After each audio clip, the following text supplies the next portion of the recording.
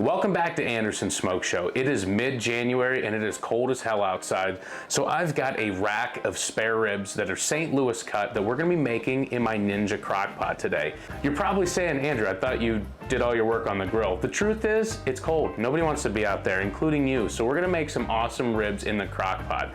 Now, a lot of the videos and instructions that I see result in what I like to call mush ribs. They are so soft and tender, it might as well be pulled pork. So our goal today is to maintain the form of these ribs so that we could actually slice them and get a nice bite off the bone results. So stick around because I'm gonna show you exactly how to do it.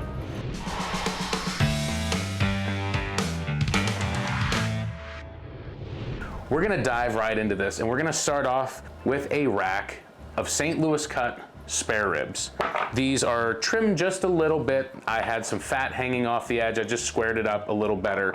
And what we want to do is flip them over. On the back side, you will see a membrane. This membrane is tough and chewy, and it will not render down with the rest of the fat. Now, a lot of times with crock pot ribs, people leave this on because the ribs get so tender and so mushy that this membrane is the only thing that keeps them together. We're not going to do that. Now, while we've got it flipped over, I'm going to take a look at my crock pot here. As you can see, the ribs are wider than the pot itself. So for me, it's best to cut them in half. When you've got it flipped over, you can actually see the direction that the bones are going. So I'm looking to cut this about right in half. And so I'm just going to follow right through here with my knife. And we've just cut that perfectly in half. While we've got it over here, we are going to remove the membrane. And I guess we could have done that prior to cutting, but it really doesn't matter. What you want to do is find the backside of one of these bones, and you want to run a butter knife underneath the membrane. And as you run it up against that bone, you want to just pull up and give a little bit of pressure, and you'll feel that membrane giving away. I like to work my way all the way across the bone as much as I can. And then I take a piece of paper towel, I grab that slippery membrane and make sure that it's going all the way across to the other side. And you're going to pull this, and if you've done a good job, you can actually pull it off in one shot. And that's why I said you could do that before you slice the ribs in half. No big deal, we'll do it here on this half as well.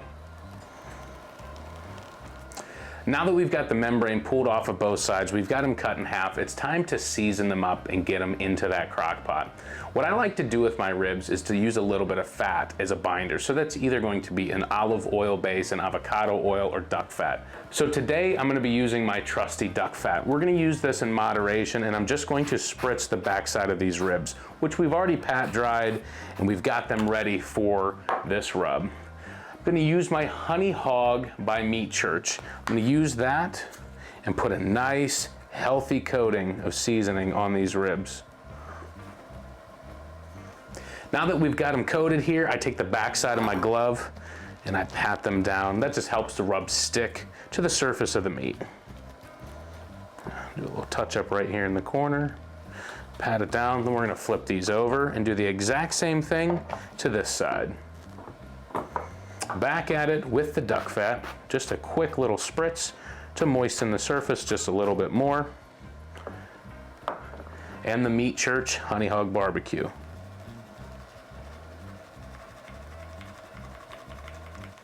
Now that we've got the ribs seasoned, it's time to get them into the crock pot. So what I like to do is I like to just set them in there, and I like to take some barbecue sauce. Today I'm using the PS Blue Ribbon.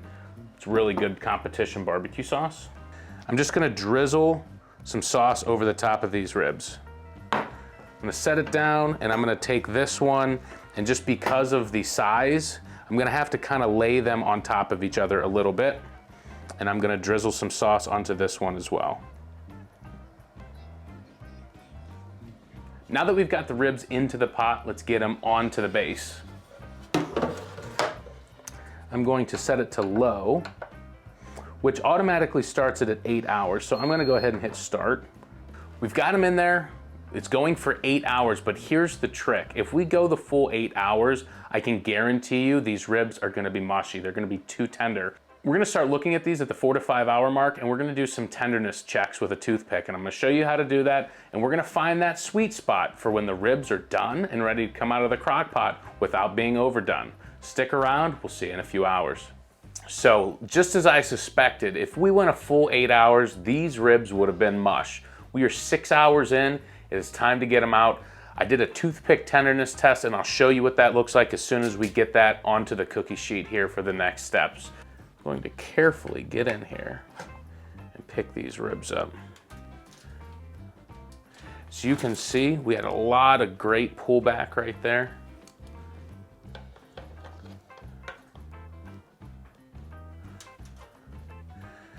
We'll set that down just like that. Toothpick tenderness test. Get yourself a toothpick.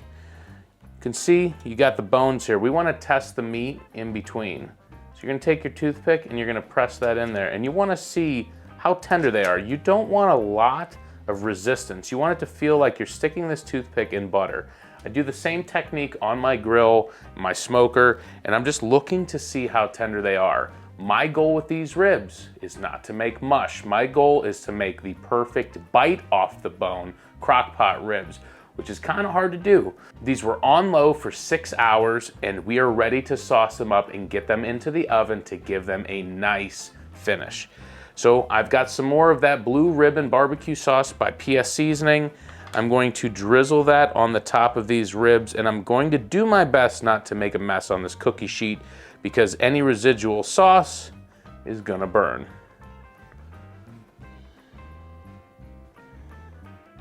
I'm gonna take my silicone brush here. We're just gonna paint these up.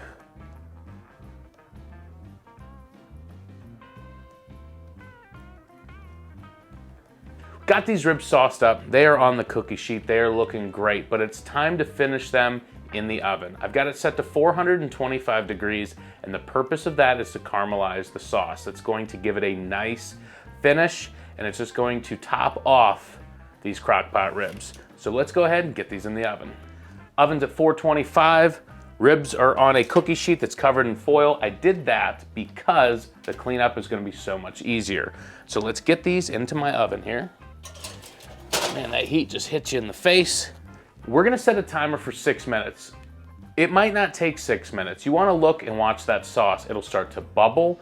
It'll look like it's bubbling all over the surface, and we wanna catch it before it burns. It might be 3 minutes, might be 5 minutes, it might be the whole 6. Just use your judgment, keep an eye on them. We had to extend the time a little bit, so we're sitting at about 10 minutes at 425 degrees, and really I was just waiting for that sauce to bubble. So it has, and it's time to pull them out. And you can hear that sizzle. They look great. We're gonna let them rest for about 5 minutes. We're gonna get them onto our cutting board, and we're gonna show you how good they turned out. The ribs have rested for about 5 minutes. It's time to cut into them and see how well we did. Now remember, we cut these off at 6 hours on low because we wanted to try and preserve the ribs in the form that they're supposed to be. We're looking for that bite off the bone consistency, not mush, not fall off the bone. We're gonna see how we did 6 hours in. Now, what I like to do typically is I pick up the ribs and I take a look at the direction that the bones are running. That way that I can cut right down through them. I can tell you that they are very tender, but as you could see there, they did hold their shape. Sometimes it's easiest if you flip them over and you can actually see the direction that the bones run. So I'm going to do that here. And these are a little bit more tender than just bite off the bone, but they're not mush. Like I said, a lot of times with crock pot ribs, you're gonna get mush. We've got them cut. They still look like they're a little hot, so we're gonna give them just a moment to cool down and we're gonna try them. All right, we let these ribs cool down. It is time to give them a try. So I'm gonna grab one. As you can see, it's holding its form. A lot of them were tender and to the point where I could pull the bones out if I really wanted to. But like I said, they're not mush, which is what I've found that a lot of the crock pot ribs result in. So we're gonna give this thing a try, give it the old bite test.